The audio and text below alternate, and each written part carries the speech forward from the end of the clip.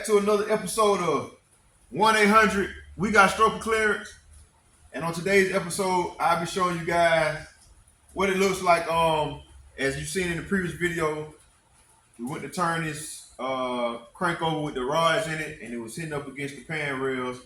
And I showed you guys I was gonna mark it and let you see what it looked like once each individual cylinder has been cleared for the stroke. So we ain't gonna waste no time. Y'all know how we do it, man. Let's go and get to it. Let's dig in. All right. So we got this thing flipped over, and I want y'all to see where it's notched, how it's notched, and how much notching it takes. So if you look closely, you can see right in here, we had that problem where I showed y'all. Let me do it like this so y'all can remember. Right in here, this is where we had problems with the rod and connected bolt hitting up against the pan rail here.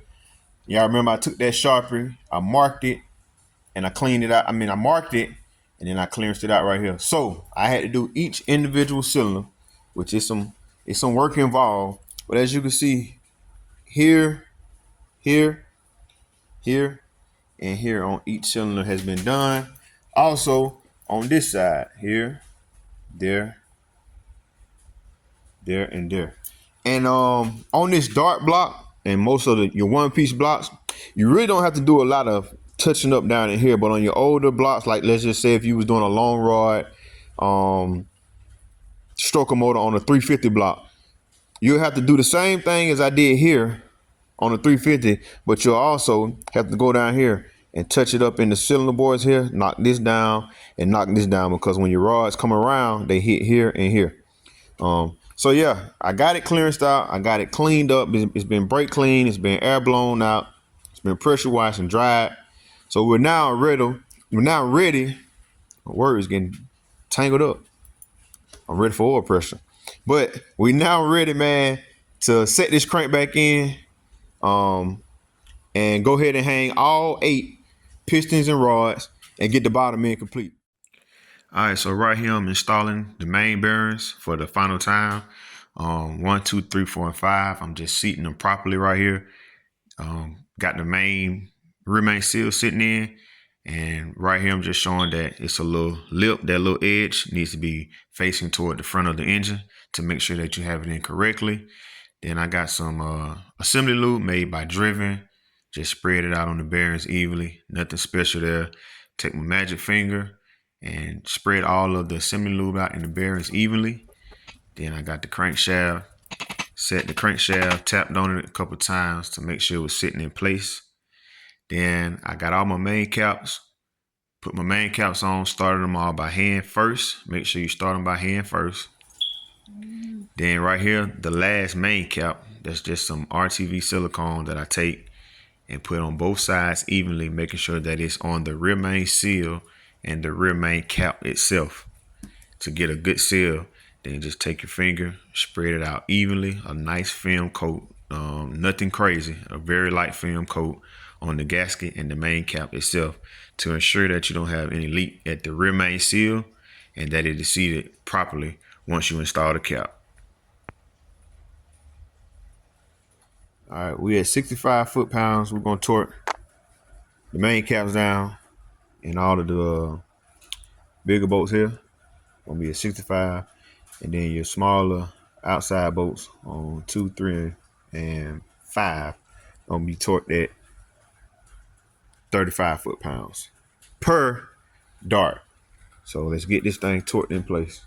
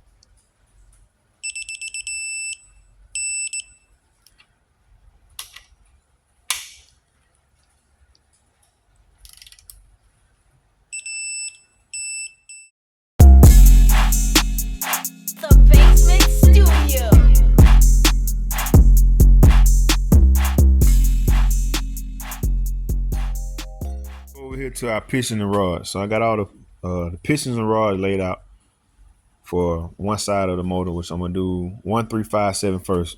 See, I got these labeled 1, 3, 5, 7.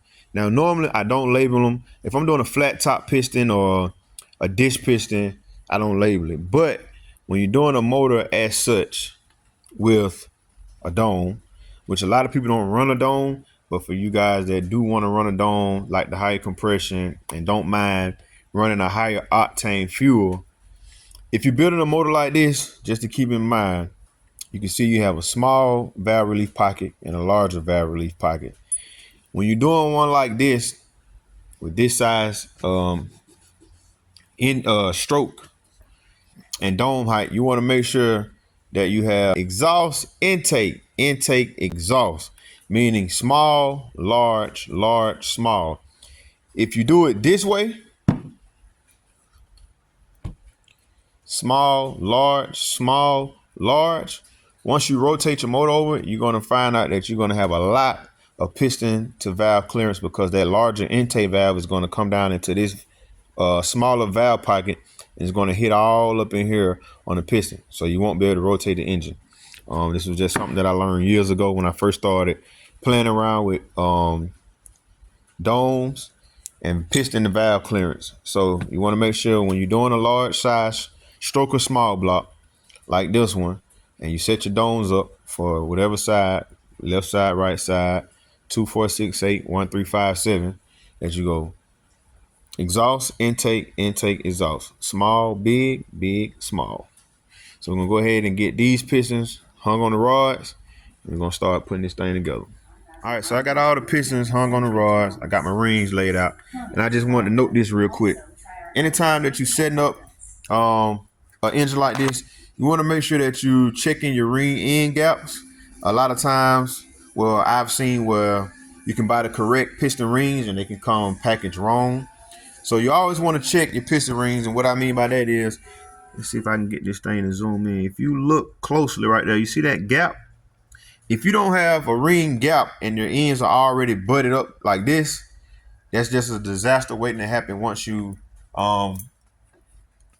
put the rings on the pistons and install it. So what I always do is I always take out my pistons, my rings, and my top ring and my second ring, and I sit them in the cylinders. That way I fire one ring at a time. Once I fire this one, take it off, and I go ahead and I put it on the piston. So these are all my second rings. Then I'll come back and I'll lay out my top rings. And what you do is, depending on the application, normally in a naturally aspirated, a pre-gap ring would be fine. I want to say the clearances on it, when I double check, they'd be between 18 and 20 thousandths. But if you're spraying nitrous or something like that, of course you're going to have to open up the ring end gap depending on how much you're spraying or how much boost you're running. I have a little chart that I go by, but normally you just multiply the bore, and it'll have like a certain ring end gap factor that you multiply by to get what you want to fire your rings to. And what you do is you just take a filler gauge like this, but it's just an example. You see the gap, you see this filler gauge, and it will not go inside that ring. So it lets me know that that gap is too small. I'm gonna have to go in and open it up. And like I said, for this particular application, I gotta open them all up a good amount, top ring and second ring. So once I file all these rings, I will install those on the pistons and go ahead and lube it up, and then this side of the engine will be ready to go ahead and assemble it. And that, my friends, we have the crank installed. All 8 pistons and rods torqued in and ready to go to the next step. So I'm gonna show y'all. As you can see right here, we have full clearance all the way down, and I'm gonna show y'all with this thing coming over. So y'all remember how it was before. Now you see that? Smooth and sliding like butter with plenty of clearance all the way down. This one coming back up. Smooth like butter It has more than enough clearance, as you can see, and everything is fully torqued in. Also, guys, you see this? If you can't rotate your engine like that, you need to take it apart. You might have a cap flipped backwards. You might have a main cap in the wrong order. But once everything is torqued in, if it take more than 10 pounds, I'm gonna say max with less effort. I mean, if you can't turn it like that, you definitely have something going on in the bottom. But this finish up our bottom end of this small block 1,000 horsepower street strip build. Y'all make sure you stay tuned for part 3, as we'll be going up with the top end. I'm gonna show you guys head selection, intake selection, lifters that we're gonna use, and everything to make up the top end and finish this thing up.